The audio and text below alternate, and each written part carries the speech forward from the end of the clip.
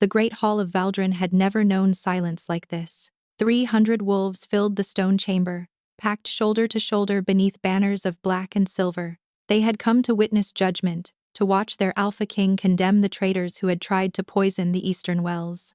Lord Varric Coldwell stood among the accused, his wrists bound in iron, his face a mask of cold defiance. Even bound in chains, Varric carried himself like royalty. He was, after all, blood of the king's own cousin through his mother's line. That connection had protected him for years, allowing his ambitions to fester in shadow. But not today. No one was looking at Lord Varric anymore. Every eye in the hall had fixed upon the tiny figure that had burst through the great oak doors and was now running stumbling across the polished floor toward the throne. A child. A girl, no more than 5 winters old, with tangled dark hair and a face streaked with tears and dirt. Her dress was torn, her feet were bare and bleeding, and she was heading straight for the most powerful wolf in the realm. Guards. Someone barked, but the command came too late. The child reached the dais, threw herself at the Alpha King's leg, and wrapped her thin arms around it with desperate strength. "Please," she sobbed, her voice cracking through the stunned silence. "Please, they hurt my mama. They hurt her so bad, and she won't wake up." Calum Blackmere, Alpha King of Valdrin, went utterly still. He was not a man accustomed to being touched without permission. He was not a man accustomed to being approached at all. Not like this. Not by anyone. His reputation was carved from ice and iron.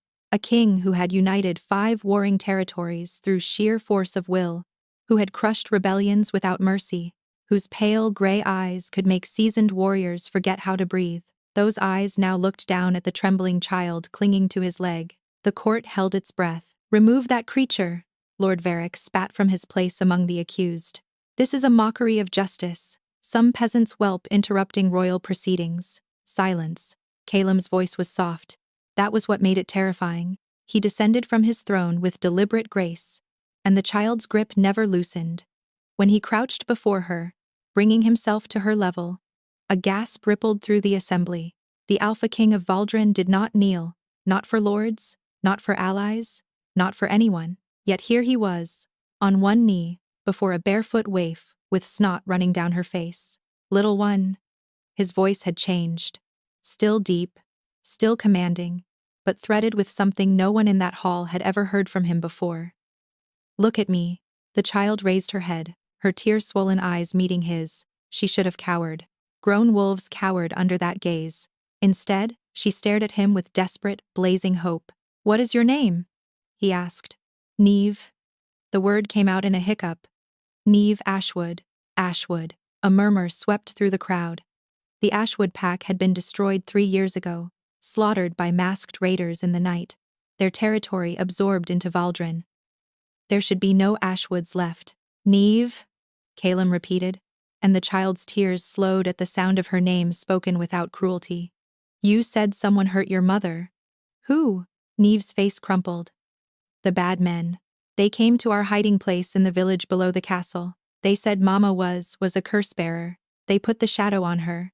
She screamed and then she stopped and now she's cold and won't wake up and I didn't know where else to go." The words tumbled out in a flood of terror and grief.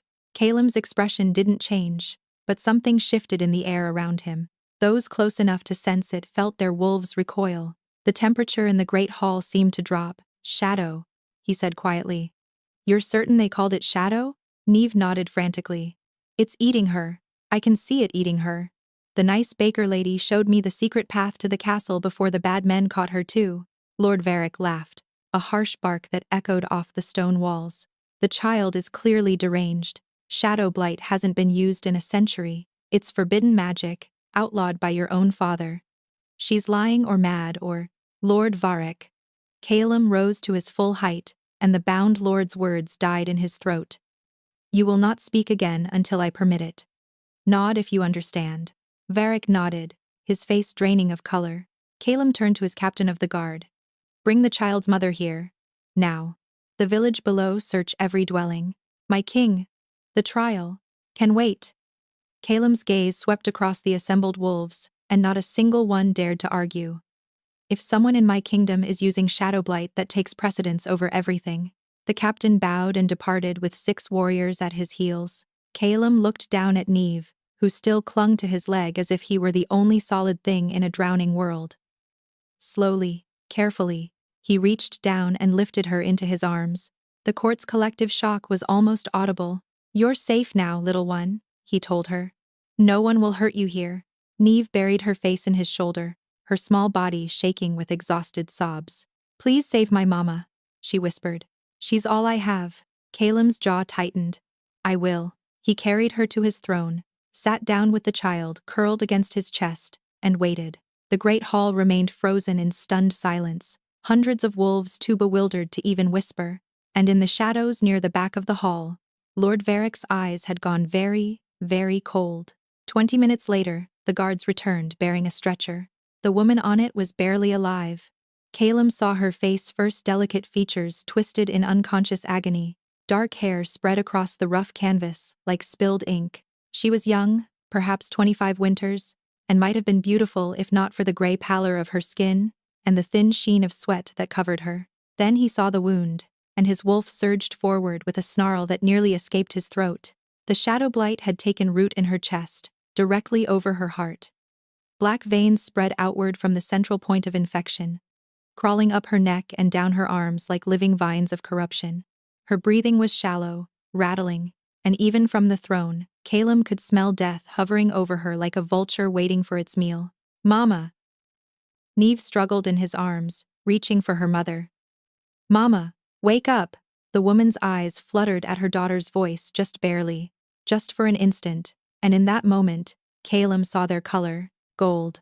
Not amber, not yellow, not any shade that belonged to a common wolf, pure, molten gold. He knew those eyes. He had seen them only once before, in ancient texts that spoke of wolves who no longer existed, wolves who had been hunted to extinction for powers too dangerous to be allowed. Impossible, he thought. They're all dead. They've been dead for 200 years, but the evidence lay before him, unconscious and dying on a blood-stained stretcher. A soul seer, the last soul seer in existence. And someone had tried to murder her. "Take her to my private chambers," Calum commanded, his voice cutting through the hall like a blade. "Summon Helwyn the healer. No one else enters. No one speaks of this. Anyone who disobeys will answer to me personally." He stood, still holding Neve, and strode toward the doors, without a backward glance at the assembled court or the trial he was abandoning. "My king," the seneschal called after him. "What about Lord Varric? The judgment?" Calum paused at the threshold. When he turned, his eyes found Lord Varric's face with predatory precision. "Keep him in chains," the Alpha King said softly. "Double the guard. I have questions for him, many questions." And then he was gone, carrying a child in his arms, following a dying woman whose existence should have been impossible. Behind him, Lord Varric's mask of defiance had finally cracked. He looked afraid. The king's chambers were warm with firelight, but the woman on the bed seemed to grow colder by the minute. Calum stood at the foot of the massive 4-poster bed, watching Helwyn work. The old healer's hands moved with practiced efficiency, applying poultices and murmuring words of power, but her face grew grimmer with each passing moment. "Well?" Calum demanded. Helwyn sat back on her heels, wiping her hands on her apron. "The shadow blight has reached her heart, my king. Another hour, perhaps 2, and it will consume her entirely. Then stop it." "I cannot." The words clearly cost the old healer her pride. "This curse was crafted by someone with knowledge I do not possess. The magic is woven into her very soul. Every time I try to pull it out, it burrows deeper." Calum's hands curled into fists. "There must be something." "There is one thing." Helwyn hesitated. "The old texts speak of a bonding ritual. If an alpha of sufficient power were to share his life force with the afflicted." "No." The refusal came too quickly, too sharply. Helwyn's eyebrows rose, but she said nothing. On the bed, the woman Era, according to the faded documents they'd found sewn into her dress, made a sound of distress. Her head thrashed against the pillow, and black tears leaked from the corners of her closed eyes. "Mama!" Neve scrambled onto the bed before anyone could stop her. She grabbed her mother's hand, pressing it to her cheek. "Mama! Please! Please wake up! Please don't leave me." Something cracked in Calum's chest at the sight. He remembered being that small. He remembered holding his own mother's cold hand, begging her to open her eyes, not understanding that death could not be bargained with. "Leave us," he told Helwen. "My king, leave us." The healer departed with a bow, closing the heavy door behind her. Calum approached the bed slowly.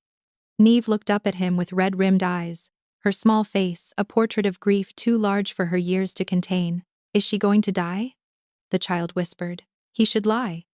A kind man would lie." "Not if I can prevent it," he said instead.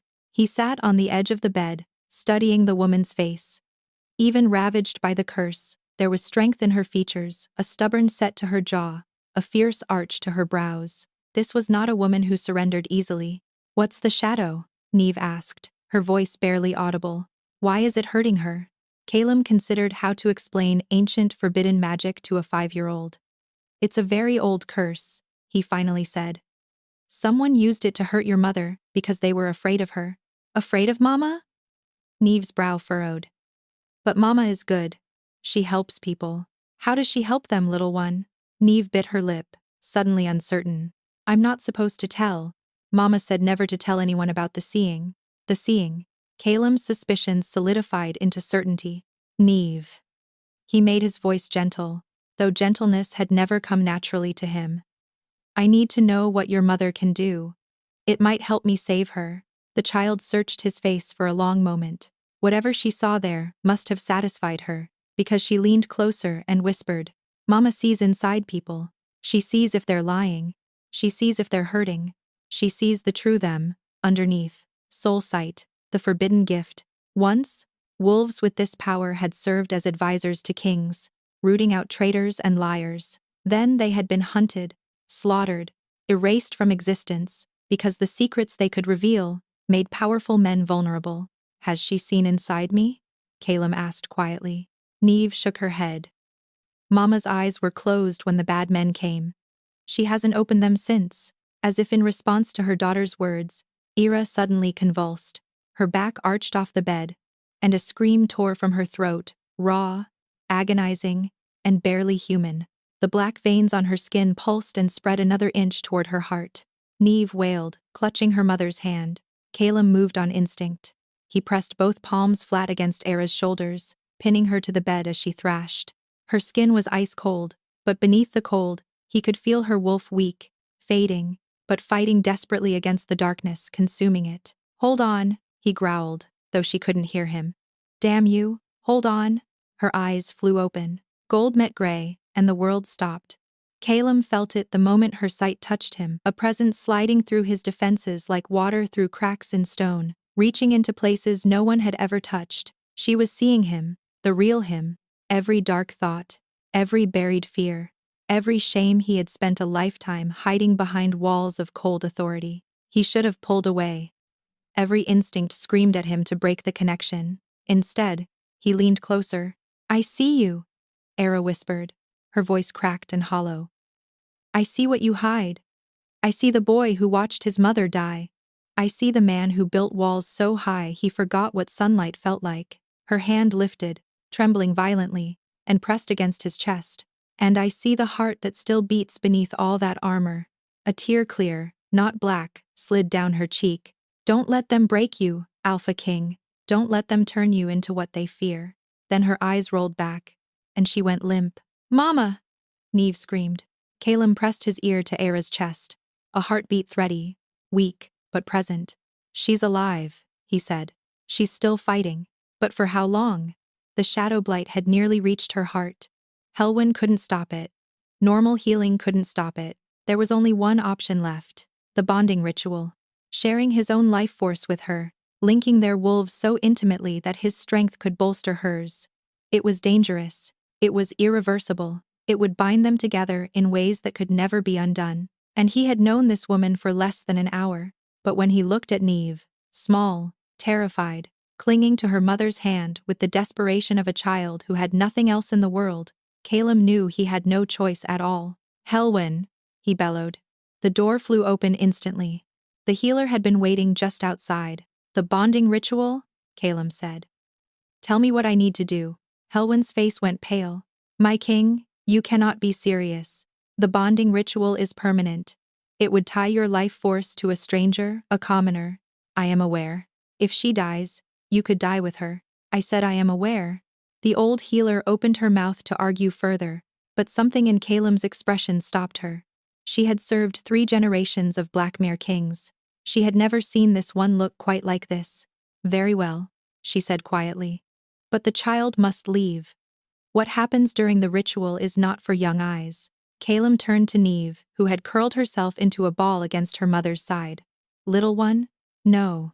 The word came out fierce despite the trembling. I'm not leaving her. I'm going to help your mother. But I need you to wait outside with Helwyn. Just for a little while. You promise you'll save her? Neve's golden eyes, her mother's eyes, he realized now, fixed on his face with desperate intensity. You promise? Calem hesitated. Promises were not things he made lightly. I promise, he said, that I will give everything I have to try. It wasn't enough. It wasn't close to enough. But Neve must have seen something in his expression that satisfied her, because she slowly uncurled herself and allowed Helwyn to lead her from the room.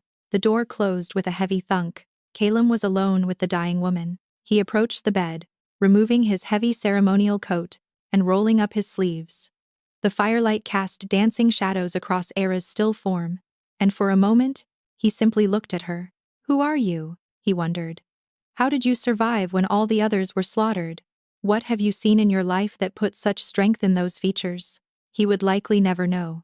She might not survive the night, ritual or no ritual, and even if she did, she might hate him for what he was about to do, binding her to a stranger without her consent, making choices about her life while she lay unconscious and helpless. But the alternative was watching her die while her daughter screamed. He couldn't do that. Whatever else he was, whatever monster the world believed him to be, he couldn't do that. Calem sat on the edge of the bed and reached for Era's hand. Her fingers were cold as ice, but they twitched at his touch, some part of her still fighting, still aware. I don't know if you can hear me, he said quietly. But I need you to hold on. I need you to fight. Your daughter needs you to fight. He closed his eyes and reached for his wolf. The beast rose eagerly, responding to his call with a surge of primal energy.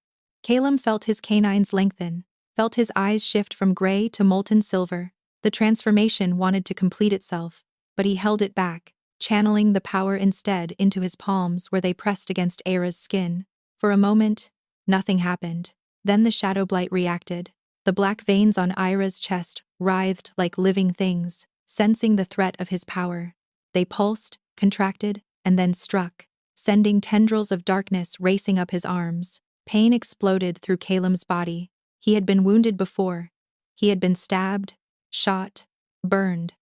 But this was something else entirely. The shadow blight didn't just hurt his body, it clawed at his soul, trying to find purchase, trying to burrow into him, the way it had burrowed into her. His wolf howled in fury and threw itself against the invasion. The battle that followed was invisible to any observer. It took place in the space between heartbeats, in the realm where wolf spirits dwelled. Calem felt himself standing on a dark plain, facing a mass of writhing shadows that had wrapped themselves around a flickering golden light. Era's wolf. Small, barely visible, but still burning. The shadows turned toward him, sensing fresh prey.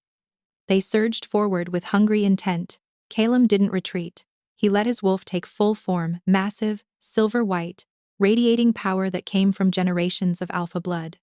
The shadows hesitated. She is mine to protect, he heard himself growl, though his physical mouth never moved. You will not have her, the shadows screamed in a voice that wasn't sound, a psychic shriek of rage and hunger. They attacked. The fight was brutal and brief. Calem's wolf tore through the darkness with savage efficiency, shredding shadow with teeth and claws that burned like starlight. Each tendril he destroyed weakened the whole, and he could feel Ira's wolf growing brighter as the corruption released its hold. But the shadow blight was not so easily defeated. A final tendril, thicker and darker than the rest, had wrapped itself around Era's heart. As Calem reached for it, it contracted viciously. Era's body convulsed on the physical plane. Her wolf flickered dangerously. No! Calem seized the tendril with both spectral hands. No! You! Don't! He pulled. The pain was beyond description. The shadow blight was not just wrapped around her heart, it had fused with it, and tearing it away meant tearing part of himself with it. He felt his own wolf weakening, felt his life force draining into the void. But he also felt the tendril loosening. "Fight," he snarled at Ira's fading wolf. "Damn you, fight with me." For a heartbeat, nothing happened. Then the golden light pulsed. Ira's wolf, impossibly, surged. It didn't attack the shadow, it did something stranger. It opened itself, showing the shadow every terrible thing it had witnessed, every pain it had endured, every moment of suffering it had survived. And the shadow recoiled. Soulsight. She was using her gift even now, even unconscious, showing the darkness a truth it couldn't bear to see. The tendril released. Calum ripped it free and destroyed it in a blaze of silver fire. On the physical plane, both of them gasped simultaneously, two sets of eyes flying open, two chests heaving with desperate breaths. The black veins on Ira's skin were fading, retreating, dissolving into nothing. She was alive. She was healing. And Calum's wolf was pressed against hers in a space that existed beyond the physical, wrapped around her golden light in a protective embrace that felt like coming home. "What have I done?" he thought. But his wolf only rumbled with deep satisfaction. Era's eyes found his face. "You," she whispered. Her voice was raw, broken, but her gaze was clear. "I saw you. In the darkness. You came for me." "Someone had to," he said roughly, trying to pull back, to create distance. But his wolf wouldn't let him. The bond had formed. Incomplete. Perhaps she hadn't claimed him in return, but real. He could feel her heartbeat as if it were his own, could sense her confusion and fear, and the desperate hope she was trying to suppress. "My daughter," Era said suddenly, struggling to sit up. "Neve. Where is Neve?" "Is she? She's safe. She's waiting outside." Era's eyes filled with tears. "She found you. She actually found you," I told her. She broke off, pressing a hand to her mouth. "You told her what?" "Nothing."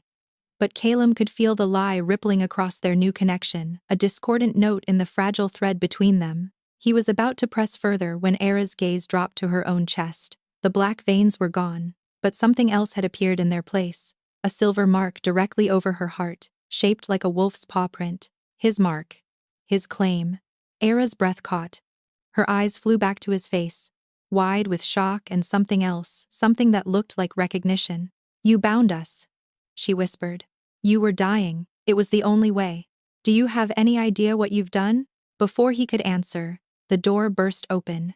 Neve flew across the room and launched herself onto the bed, wrapping her small arms around her mother with a sob of pure relief. Era caught her daughter, clutching her close, tears streaming down both their faces. Calum rose from the bed, stepping back to give them space. His body ached, his wolf was exhausted, and his heart. His heart was doing something it hadn't done in 20 years. It was feeling.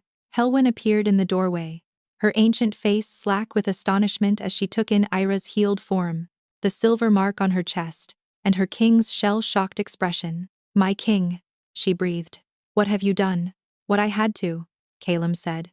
But even as he spoke, his eyes remained fixed on the woman and child, embracing on his bed two strangers who had somehow become the most important people in his world. And somewhere in the back of his mind, his wolf was humming with fierce possessive joy, repeating a single word over and over: "Mine, mine, mine."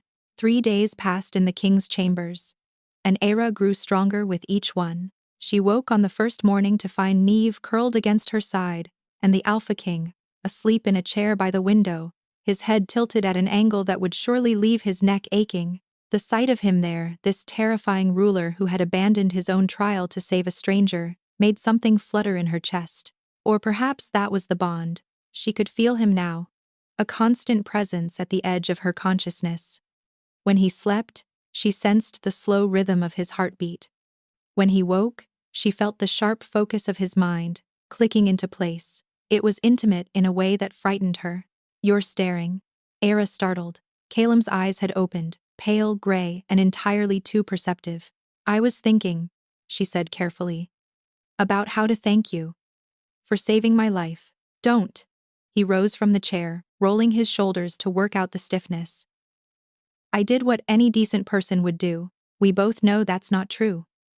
Era pushed herself upright, wincing at the lingering soreness in her chest. You bound yourself to a complete stranger. You risked your life. I made a tactical decision. His voice had gone cold, distant. A soul seer is a valuable asset. It would have been foolish to let you die. The words stung more than they should have. Era felt the lie pulsing across their connection, felt the way his wolf flinched at the harshness of his own words. But she also understood what he was doing, building walls, creating distance, protecting himself from whatever terrifying thing was growing between them. Of course, she said quietly. A tactical decision. Calem's jaw tightened, but before he could respond, Neve stirred between them. Mama? The child's eyes fluttered open, and her face split into a radiant smile. You're awake! You're really awake! I'm awake, little love. Ira gathered her daughter close, breathing in the familiar scent of her hair. Thanks to you. You were so brave. Finding the king. Neve beamed with pride, then turned to look at Calem with open adoration. He promised to save you. And he did. Just like the heroes in the stories. Calem looked deeply uncomfortable with this assessment. I should go. The court requires my attention. He paused at the door. Helwyn will bring you food. Rest today. Tomorrow, we'll discuss arrangements. Then he was gone, leaving Era alone with her daughter and a bond that pulsed with emotions he refused to acknowledge. Mama. Neve's voice had gone serious. Why is the king so sad? Era blinked. Sad? Inside sad. The kind you can't see unless you really look. Neve tapped her own chest. It's here. Heavy and cold. Era's blood ran cold. Neve. She took her daughter's face in her hands. What do you mean? You can see it? Have you been seeing inside people? The child's expression flickered with guilt. You said not to. You said it was dangerous. I'm not angry. Era kept her voice steady despite the terror clawing at her throat. I just need to know. When did this start? When the bad men came. Neve's eyes welled with tears. I was so scared. And I wanted them to stop hurting you. And then suddenly I could see them. Really see them. All the ugly things inside. Era pulled her daughter into a fierce embrace, her mind racing. Neve had manifested. The gift had awakened in her daughter, years earlier than it should have, triggered by trauma, by desperation, by watching her mother be tortured, which meant Neve was no longer just a child. She was a target. Listen to me carefully, Era whispered. You must never, ever tell anyone about this. Not the healers, not the guards, not even the king. Do you understand? But the king is good. I saw inside him, Mama. He has so much hurt, but underneath it's all. Neve. Era's voice sharpened. Promise me. The child's lip trembled. I promise. Era held her daughter close, staring at the door through which Calem had disappeared. He had saved her life, bound himself to her, and taken them into his protection. But he was also a king whose court had just tried a lord for treason, whose kingdom was clearly full of dangerous secrets. Could she trust him with the truth about Neve? Could she afford not to? A knock at the door made them both jump.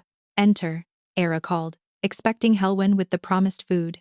Instead, a woman swept into the room, tall, elegant, with silver blonde hair and eyes the color of winter frost.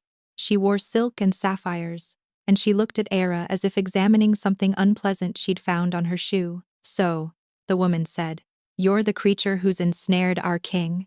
Era straightened, keeping Neve behind her. I don't know who you are, but I've ensnared no one. I am Lady Seraphine Coldwell.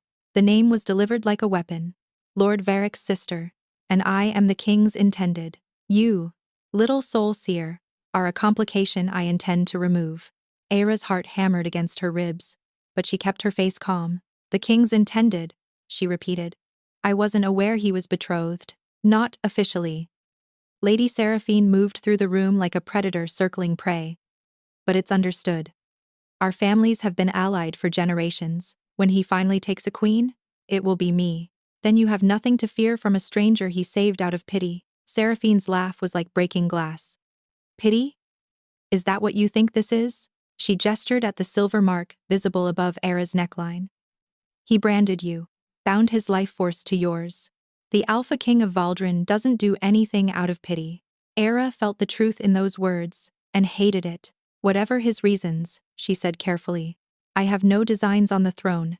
As soon as I'm well enough to travel, my daughter and I will leave. Will you? Seraphine's eyes glittered. With that mark on your chest? With his wolf wrapped around yours, like a lovesick pup? She leaned closer. I can feel it, you know. Everyone with any sensitivity can feel it. The bond between you practically screams. Era's composure cracked. I didn't ask for this bond. No. But you'll use it, won't you? That's what your kind does. You worm your way into powerful places, whispering secrets, manipulating truth. Seraphine's voice dropped to a hiss. There's a reason soul seers were exterminated. You're parasites. Abominations. My mother is not an abomination. Neve burst out from behind Era. She's good and kind, and you're the one who's ugly inside. All twisted up with jealousy, and… Neve! Era clamped a hand over her daughter's mouth, but it was too late. Seraphine's expression had transformed into something hungry, triumphant. Well, she breathed. The gift breeds true. A second soul seer, and just a child. Her smile turned vicious. The council will be very interested to hear about this. You will say nothing. Era's voice came out savage, desperate. She's just a child. She doesn't know what she's… Savior, please. Seraphine was already moving toward the door. You should have stayed hidden in whatever hole you crawled out of. Soul seer. Now your daughter will pay the price for your… The door slammed open. Calum stood in the doorway, his eyes blazing silver, his wolf so close to the surface that the air around him seemed to shimmer with barely contained power. Lady Seraphine. His voice was deceptively soft. I don't recall giving you permission to enter my private chambers. Seraphine recovered quickly, dropping into an elegant curtsy. My king. I was merely welcoming your guest. Were you? It wasn't a question. Calum's gaze swept over the scene, Era, rigid with fear. Neve clutched against her mother's chest. Seraphine's predatory satisfaction. The bond between him and Ira thrummed with his fury. Hot and barely contained. I heard fascinating information, Seraphine continued, undeterred. The child also carries the sight. Surely the council must be informed. The council, Calum said, will be informed of nothing without my express command. As will you. Something dangerous flickered in Seraphine's eyes. My king, the laws regarding soul seers are clear. They're to be reported to the High Council for evaluation. The laws also state that anyone under the king's protection is exempt from such evaluation until the king decrees otherwise. Calum stepped fully into the room, and Seraphine took an involuntary step back. These two are under my protection, both of them. Question that again, and you will discover just how creative I can be with charges of treason. Silence stretched through the room like a held breath. Of course, my king. Seraphine's voice was ice. I meant no offense. Then you'll leave. Now. Seraphine swept past him, but paused at the threshold. A word of caution, Calum. She dropped the formal address deliberately. Your father made the mistake of letting sentiment cloud his judgment. We both know how that ended. Then she was gone. The moment the door closed, Calum turned to Era. His eyes had returned to gray, but the intensity in them hadn't dimmed. Tell me everything, he said. Now. Era hesitated, but the bond between them was flooding with his emotions, protective fury, genuine concern, and beneath it all, a desperate need to understand. He had just threatened his own intended for them. He had put himself between them and danger without a moment's hesitation. Neve manifested, she heard herself say. The gift awakened when she watched them torture me. She's a soul seer now. Like me. Calum absorbed this in silence. And Lady Seraphine, Ira continued. She's right about the laws, isn't she? Soul seers are supposed to be reported, evaluated. She couldn't keep the bitterness from her voice. Executed, more likely. Those laws were written 200 years ago by frightened men who couldn't bear having their secrets exposed. Calum moved closer, stopping just inches from where she sat. They have no power here. Not while I rule. You can't protect us forever. Watch me. The words were fierce, absolute. And through the bond, Era felt the truth of them, felt his wolf's savage determination, its willingness to burn the world down before letting harm come to her or Neve. It terrified her. It also made her feel safer than she had in years. Why? She whispered. Why do you care so much? We're strangers. The bond was an accident of necessity. Calum's jaw worked. For a long moment, he didn't answer. Then his hand lifted, and his fingers brushed the mark on her chest, gentle, almost reverent. "Because my wolf has never been wrong about anything," he said quietly. "And from the moment you opened your eyes and looked at me, it has been telling me that you are the most important thing in the world." Era's breath caught. Before she could respond, an explosion rocked the castle. The floor buckled beneath their feet. Caleb caught Era before she could fall, one arm banding around her waist while the other scooped up Neve. Through the window, Era could see smoke rising from the eastern tower, thick, black, and shot through with unnatural green flames. "What's happening?" Neve cried. "Stay here." Caleb thrust both of them toward the interior wall, away from the windows. "Bar the door behind me. Don't open it for anyone, except me or Helwen." "Caleb," Era started. "Bar the door." His eyes had gone fully silver, his wolf surging just beneath the surface. "Promise me." "I promise." He was gone before the word finished, leaving her mouth, moving with inhuman speed toward the chaos consuming his castle. Era did as he asked, dragging the heavy oak bar across the door with strength she didn't know she possessed. The bond hummed with Caleb's emotions, fury, focus, and beneath it all, a cold dread that made her stomach clench. He knew something. Something about this attack that terrified him. "Mama, I'm scared." Neve pressed against her side. "The angry lady, did she do this?" "I don't know, love." Era gathered her daughter close. "But we're going to stay right here until the king comes back." She could feel Caleb moving through the castle, could sense his wolf hunting for the source of the attack with predatory precision. She felt him encounter resistance, felt him fight, felt the hot spray of blood that wasn't his own. And then she felt something else entirely. A presence. Dark, familiar, clawing at the edges of the bond. Shadow blight? No! Era's hand flew to her chest, pressing against the mark that had replaced the poison. "No, they burned it out. It's gone." But the darkness was there, threading through the bond like ink bleeding through water, not attacking her this time, using the connection to find her, to track her like a hound following a scent. "They know," she breathed. "They know about the bond. They're using it." A sound from the window made her whirl around. A man stood on the narrow ledge outside, his face obscured by a dark hood. In his hand, he held a vial of something that glowed with sickly green light. "Hello, Soulseer," he said. "Lord Varric sends his regards. His followers freed him during the first explosion. He's taking back what's his." He hurled the vial through the glass. Era moved on pure instinct. She threw herself over Neve, wrapping her body around her daughter's small frame as the vial shattered against the floor. Green fire erupted, but instead of burning them, it spread in a circle, forming a containment ward that trapped them within its boundaries. "Don't fight it," the hooded man advised, climbing through the broken window. "The more you struggle, the tighter it gets."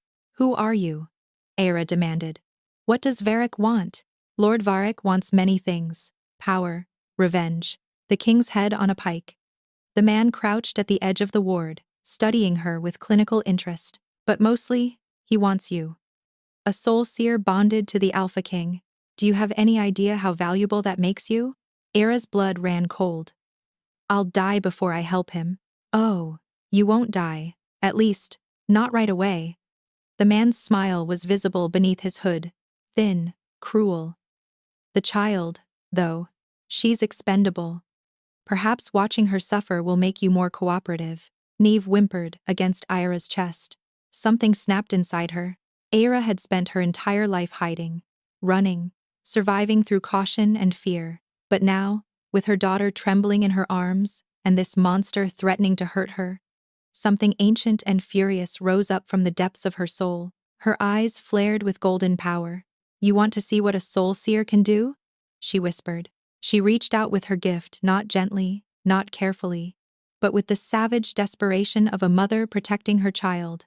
She tore into the man's mind like a wolf tearing into prey, ripping through his defenses, exposing every dark secret he had ever hidden. The man screamed. "You murdered your own brother for an inheritance," Era said, her voice echoing with power. "You betrayed your pack to rogues in exchange for gold. You've killed 6 women who rejected your advances and buried them beneath your family's hunting lodge." "Stop." The man clawed at his own face as if trying to escape his own memories. "Stop. Please. You feel remorse for none of it. The only thing you truly fear is..." Era saw it in his mind and felt her fury turn to ice. Lord Varric, you're terrified of what he'll do if you fail. He'll kill me. The man was sobbing now. He'll kill me like he killed the others. Like he killed the Ashwood pack. You don't understand what he is. What he can do. The truth hit Era like a physical blow. The masked raiders who had slaughtered her pack 3 years ago, they hadn't been rogues at all. They had been Varric's men. He had been hunting soul seers long before she arrived at the castle. Then tell me everything, Era demanded, her gift pressing deeper. Tell me why. The man opened his mouth to answer. And then, a blade erupted from his chest. He looked down at the silver steel protruding from his body with an expression of mild surprise. Then his eyes rolled back, and he crumpled to reveal Helwyn standing behind him, a bloody sword in her ancient hands. Nasty creature, the healer muttered. Are you harmed? No. Era stared at the old woman with new respect. You can fight? I've been alive for 200 years, child. I can do many things. Helwyn knelt beside the green fire circle, studying it with narrowed eyes. This ward is keyed to soulseer blood. I can't break it from outside. She looked up at Ira. You'll have to break it from within. I don't know how. Yes, you do. Helwyn's voice was firm. You just tore through a trained assassin's mind like paper through a flame. You have power, girl. Use it. Era looked down at Neve, who was staring up at her with wide eyes. Mama, her daughter whispered. Your eyes are still glowing.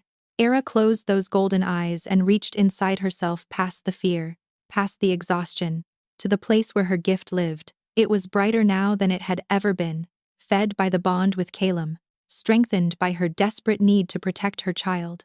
She gathered that brightness and pushed it outward. The ward shattered. Helwyn caught her when she stumbled, her strength giving out all at once. We need to move, the healer said urgently. Varric's men are everywhere. The king is fighting them in the great hall, but the bond pulsed with sudden, sharp pain. Calum had been wounded. Era felt it lance through his shoulder, felt his wolf howl with fury as enemies pressed in from all sides. He's hurt, she gasped. He's surrounded. Then we must reach him. Helwyn was already pulling her toward the door. Quickly, before another explosion shook the castle, and through the bond, Era felt Calum's presence flicker like a candle in the wind. Era ran through corridors filled with smoke and screaming.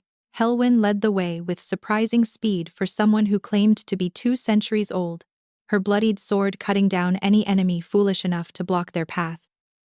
Neve clung to Era's hand, her small legs pumping to keep up. Through the bond, Calum's presence grew weaker with each passing moment. He's in the throne room, Era gasped. I can feel him. Then that's where we go. Helwyn didn't slow down. Can you sense how many surround him? Era reached toward Calum, trying to see through his eyes. The connection was fuzzy, distorted by pain and exhaustion, but she caught flashes, silver blades, snarling wolves, a circle of enemies closing in. Dozens, she said. At least, Helwyn's jaw tightened. Varric has been planning this for longer than any of us knew. The attack on your pack 3 years ago, it was never about territory. He was hunting soul seers, eliminating anyone who might see through his schemes. They rounded a corner and nearly collided with a group of castle guards, loyal ones, based on the way they immediately formed a protective formation around Era and Neve. The king, one of them said urgently. Lady Seraphine has barricaded the throne room. She's declared Lord Varric the true alpha and called for the king's execution. Era's blood turned to ice. Seraphine is working with Varric? They've been planning this together for years, Helwyn said grimly. The Coldwell family has wanted the throne for 3 generations. Varric was supposed to marry the previous queen, Calum's mother. When she chose another, he had her killed. Everything clicked into place. Seraphine's visit hadn't been about jealousy, it had been reconnaissance. She had been looking for weaknesses, for leverage, for anything she could use against Calum. And she had found it. Us, Era realized. We're the weakness. The bond makes him vulnerable. We have to help him, Neve said fiercely. The king saved Mama. We have to save him back. The guards exchanged uncertain looks. The child is right, Helwyn said. But we cannot simply charge through the front doors. Seraphine has warded them with blood magic. Then how do we get in? Helwyn's ancient eyes fixed on Era with unsettling intensity. There is a way, but you won't like it. Tell me. The bond. Helwyn stepped closer. It connects your souls. If you push through it, truly push. With everything you have, you could reach him. Lend him your strength. Perhaps even see through his eyes to help him fight. But? Ira could hear the hesitation in the healer's voice. But the bond is incomplete. He claimed you, but you haven't claimed him. Pushing that hard through a one-sided bond could damage you. Permanently. What kind of damage? Helwyn's silence was answer enough. Do it, Ira said immediately. Mama? No. Neve grabbed her arm. If you get hurt, if I do nothing, he dies. Ira knelt before her daughter, cupping her small face in her hands. And if he dies, the people who want to hurt us win. I can't let that happen. Do you understand? Neve's chin trembled, but she nodded. Helwyn. Ira rose to her feet. Tell me what to do.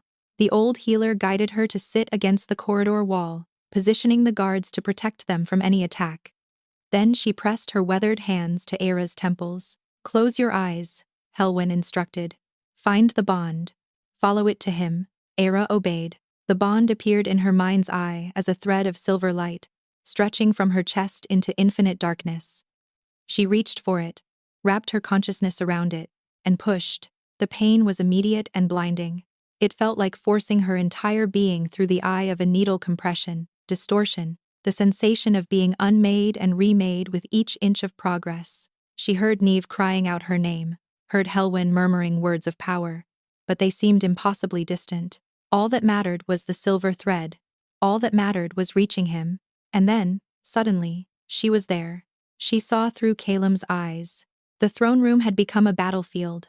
Bodies littered the floor, some loyal guards, some traitors. Calem stood at the center of the carnage, his wolf fully manifested in a half-shifted form that made him tower over his enemies. Silver fur rippled across his arms, his claws dripped crimson, his eyes blazed with molten light. But he was wounded, badly. A silver blade protruded from his shoulder, the same shoulder she had felt pain lance through earlier. Silver poisoning, fatal to wolves if not treated quickly. And surrounding him, forming a perfect circle of death, stood Lord Varric and 24 of his followers. Surrender, cousin.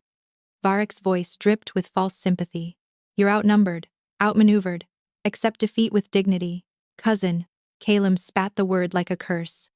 You lost the right to call me that when you murdered my mother. Ira felt his rage surging through. The bond felt the 20-year-old wound that had never healed, the grief he had buried beneath walls of cold authority. Your mother was weak, Varric said calmly. She would have given Soulseer's protected status, would have undone centuries of proper order. I did what was necessary for our people. You did what was necessary for your ambition. Same thing. Varric smiled. Just as killing you is necessary now. Don't worry, I'll take good care of your little Soulseer. She'll be very useful once I break that bond and remake it with myself. Something snapped inside Calem. He lunged, but his wounded body betrayed him. His leg buckled.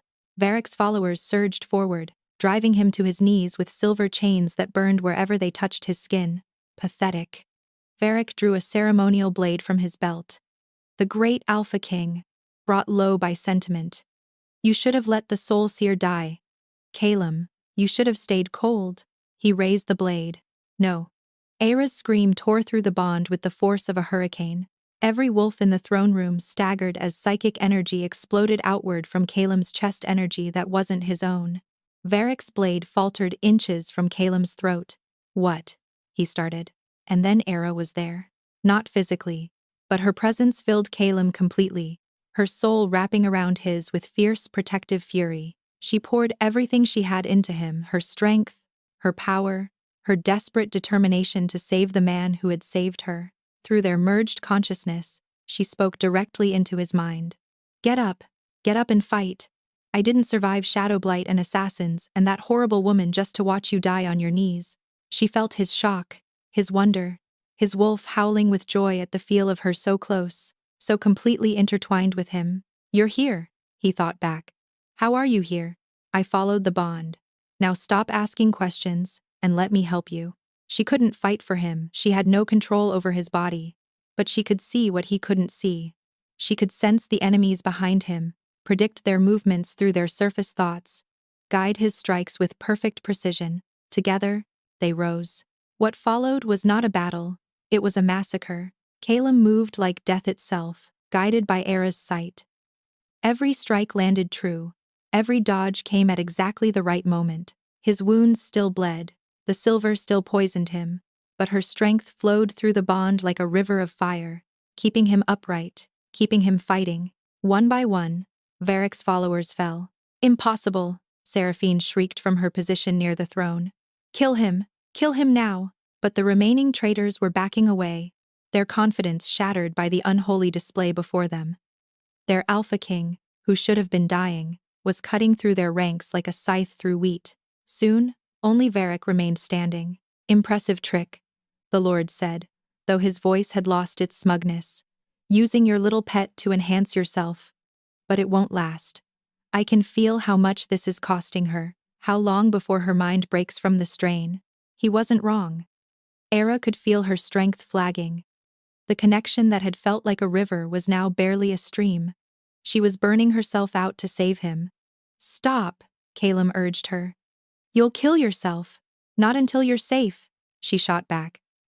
Not until this is over, then let's end it. Calum charged. Varric met him blade to blade, their wolves clashing in a storm of fur and fang. They were evenly matched in skill, but Varric was fresh, unwounded, while Calum was operating on borrowed strength and sheer determination. The fight was brutal. Blood sprayed, bones cracked, the throne room floor became slick with crimson, and through it all, Ira watched through Calum's eyes, feeding him information, keeping him alive through moments when he should have died. She saw the opening before he did. Now, duck left, then strike upward. Calum obeyed without hesitation. Varric's blade whistled over his head. His own claws found their mark, tearing through his cousin's guard and burying themselves deep in his chest. Varric's eyes went wide with shock. You, he gurgled, blood spilling from his lips. You were supposed to be weak. You were supposed to be alone. I was never alone, Calum twisted his claws. I just didn't know it until she showed me. Varric crumpled. Seraphine screamed, a sound of pure fury and despair. She lunged for the fallen ceremonial blade, but the loyal guards had already broken through the blood ward. They seized her before she could reach the weapon, forcing her to her knees. Take her to the dungeons, Calum commanded, his voice hoarse with exhaustion. She'll face trial for treason alongside any of Varric's followers who survived. The throne room fell silent, and then, from the doorway, a small voice rang out. Mama! Era's consciousness snapped back to her own body so violently that she screamed. She was on the floor of the corridor, her head cradled in Helwyn's lap, her nose bleeding freely. Neve was clutching her hand, sobbing. Mama, wake up! Please wake up! I'm here. The words came out as barely a whisper. I'm here, little love. Her body felt like it had been turned inside out. Every nerve ending burned. Her vision swam with spots of black and gold. But the bond blazed brighter than ever, and through it, she could feel Calum, alive, victorious, and racing toward her with desperate speed. He burst through the guard's protective formation seconds later, dropping to his knees beside her with a complete disregard for his own wounds. You foolish, brave, impossible woman. His hands cupped her face, his eyes searching hers with wild intensity. You could have died. You could have, but I didn't. She managed a weak smile. We didn't. For a long moment, they simply stared at each other. Then Calum kissed her. It was not gentle. It was not careful. It was the kiss of a man who had faced death and emerged victorious, who had felt his mate's soul wrapped around his own, who could never let her go now that he knew what it felt like to be truly whole. When they finally broke apart, both gasping, Neve had stopped crying and was staring at them with open delight. Does this mean we get to stay? She asked. Calum looked at the child, then back at Era. The bond hummed with his question, his hope and his fear warring beneath the surface. That depends, he said carefully, on whether your mother wants to stay. The bond is still incomplete, Era whispered. I never claimed you back. I know. His thumb traced her cheekbone. And I would never ask you to. What I did binding us without your consent, it was wrong. No matter how necessary it seemed. If you want to leave, I'll find a way to break it. I'll let you go, even if it destroys me. She felt the truth of his words pulsing across their connection. He meant it. He would tear his own soul apart to give her freedom, if that was what she wanted. But that wasn't what she wanted. You impossible man. Era reached up to touch his face, mirroring his gesture. You saved my daughter. You saved me. You stood against your own counsel, your own intended, your own cousin, all to protect two strangers who wandered into your life uninvited. You were never strangers. His voice was rough. From the moment your daughter grabbed my leg in that throne room, you were mine. I just didn't want to admit it. Then let me make it official. Era pulled herself upright despite her exhausted body's protests. She leaned forward until her lips brushed the spot where his neck met his shoulder, the same spot where he had marked her during the healing ritual. I claim you, she whispered against his skin. Calum Blackmere, Alpha King of Valdren. I claim you as my mate, my partner, my home. Now and forever. And then she bit down. Calum's roar shook the stones of the corridor. But it wasn't a roar of pain. The bond was completing itself, sealing shut, becoming unbreakable. Era felt his ecstasy, his joy, his wolf finally at peace. When she released him, a golden mark blazed on his throat. Her mark? Her claim. Mine. She breathed, wonder filling her voice. Yours, he agreed. Always. Neve threw herself at both of them, her small arms wrapping around their necks. We're a family now, she declared with the absolute certainty of childhood. A real family. Calum looked at Era over their daughter's head because that's what Neve would become, what she already was in every way that mattered. Yes, he said, and his voice held no coldness, no distance, only warmth. We are. 6 months later, the great hall of Valdren had never known celebration like this. 300 wolves filled the stone chamber, packed shoulder to shoulder beneath banners of black, silver, and gold, the gold newly added to honor their queen. They had come to witness history, the coronation of Queen Era Blackmere, first soul seer to hold a throne in over 2 centuries, and beside her, bouncing with barely contained excitement, stood Princess Neve, her small crown slightly askew, and her golden eyes shining with happiness. Mama, she whispered loudly. Everyone's staring at us. That's because we're royalty now, little love, Era whispered back. We're supposed to be stared at. It's weird. Very weird. Era agreed. From his throne beside her, Calum caught her eye and smiled a real smile, the kind that still made her heart skip even after 6 months of marriage. The bond hummed with his amusement, his pride, his overwhelming love. Mine, his wolf purred contentedly. Yours, she sent back. Always. The ceremony concluded with a howl that shook the rafters, hundreds of wolves raising their voices in tribute to their new queen. Era let her own wolf join them, finally free to embrace the gift she had hidden her entire life. Later, after the feast and the dancing and the endless congratulations, Era found herself alone on a balcony, overlooking the moonlit mountains. Calum appeared beside her, moments later, drawn by her thoughts. Regretting your decision? He asked, wrapping his arms around her from behind. Never. She leaned into his warmth.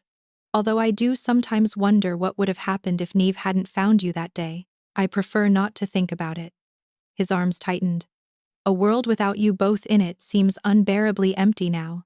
They stood in comfortable silence, watching the moon rise over the peaks. She's happy, Era said finally. Neve. I've never seen her so happy. She has a family, a home, a very spoiling father figure who refuses to deny her anything. Calum's voice was dry, but his love for Neve radiated through the bond. Speaking of family, Era turned in his arms, meeting his eyes with a secret smile. I have news.